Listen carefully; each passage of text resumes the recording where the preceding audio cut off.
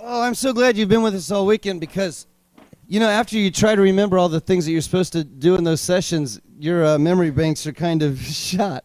Not that mine are all that good to begin with, but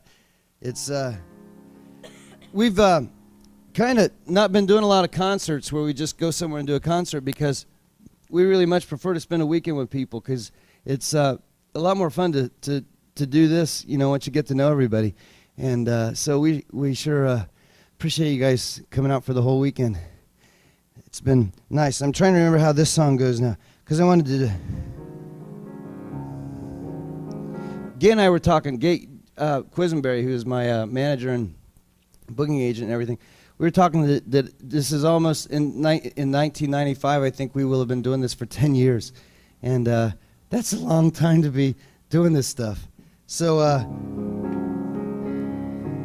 This is a song I wrote a long time ago. It's just kind of a little nostalgia for me. I wrote this in Chicago right after I started working with Gay. And at that time, things had not... It's me. I'm sorry. That's okay.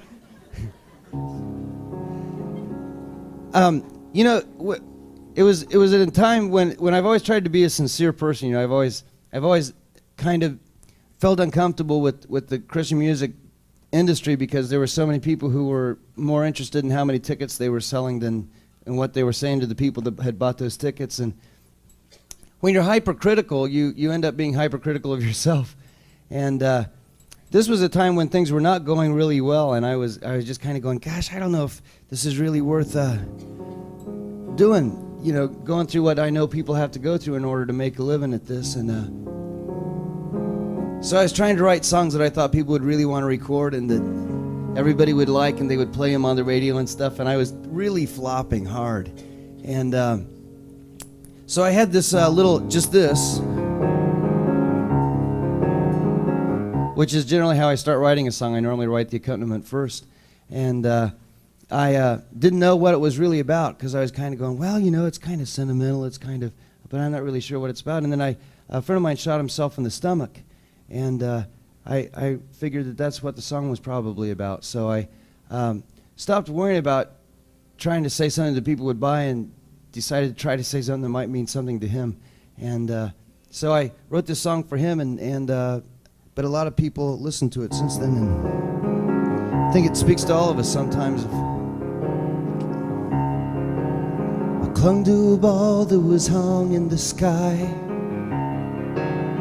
hurled into orbit, there you are. And whether you fall down or whether you fly, seems you can never get too far. But someone's waiting to put wings upon your flightless heart. You're on the verge of a miracle, just standing there. Whoa. You're on the verge of a miracle, just waiting to be believed in. Open your eyes and see. The verge of a miracle.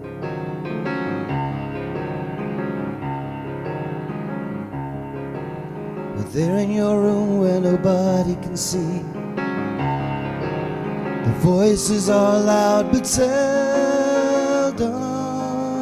clear. But beneath the confusion that's running so deep, there's a promise you must hear. The love that seems so far away is standing very near. You're on the verge of a miracle, just standing there. Whoa. You're on the verge of a miracle, just waiting to be believed in.